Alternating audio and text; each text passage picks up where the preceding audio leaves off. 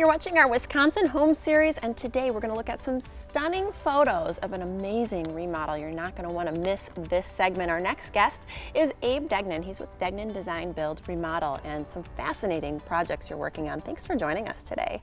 Yeah, absolutely, and I'm excited to share this project. It's a couple years old, but the before and after is just so amazing.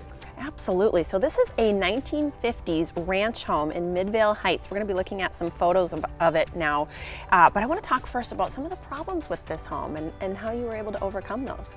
Well, you know, it's kind of interesting. This home had been remodeled before, probably in the 1970s, and they actually converted the garage into living space.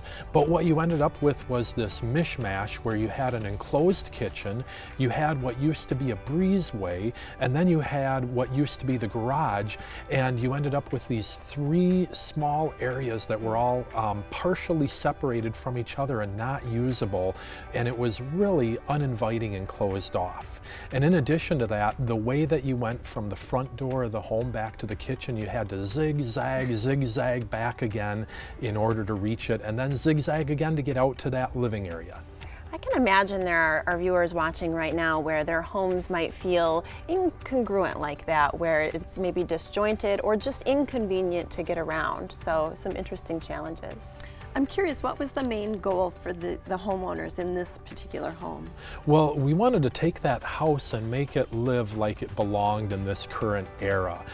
They were looking for an open floor plan. They were looking for the ability to host their friends and have a gathering area, have the kitchen and that living and TV area all connected to each other.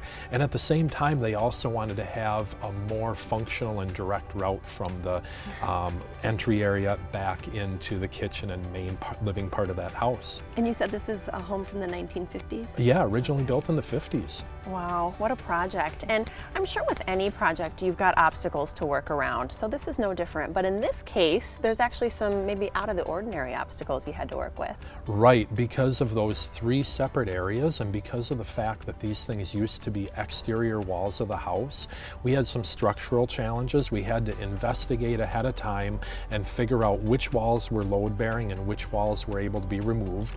We were able to put in a concealed header in one area. We had to leave an exposed header in another area, and then the architectural design of doing that, you need to do it in a way that it makes sense and feels right. So that made the kitchen and dinette area kind of combined into one with just a hint of separation to the main living area that was completely open and visible, but we used that structural header that remained exposed in a way that makes sense.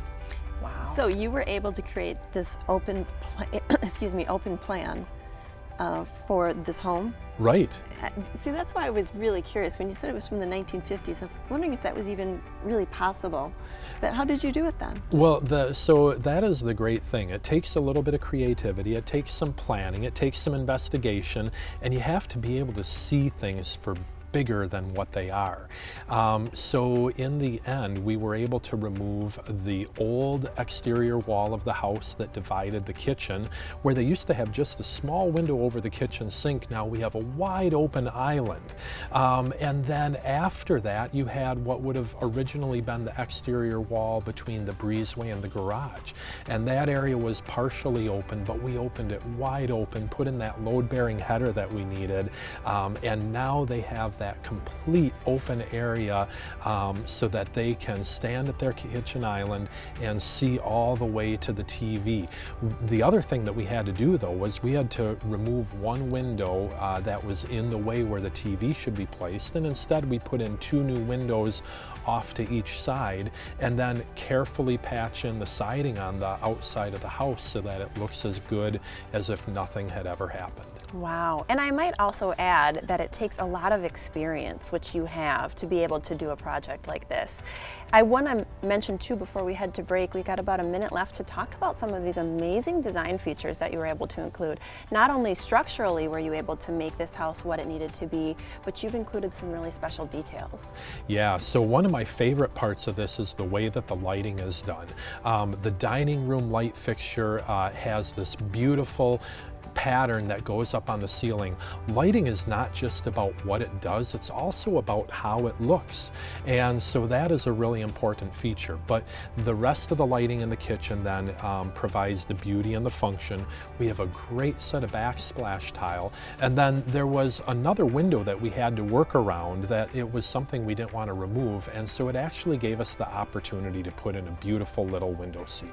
Oh, how nice. Love that. And it looks beautiful. Great work. Thank you so much for sharing a little bit of insight into this great project. And bringing the pictures. And don't forget, it's our 40th anniversary this year, and we're having a party in July, so everyone's going to want to check that out. Well Happy deserved. anniversary. Well, congrats on 40 great years, and thanks for being here today, Abe. Nice to see you.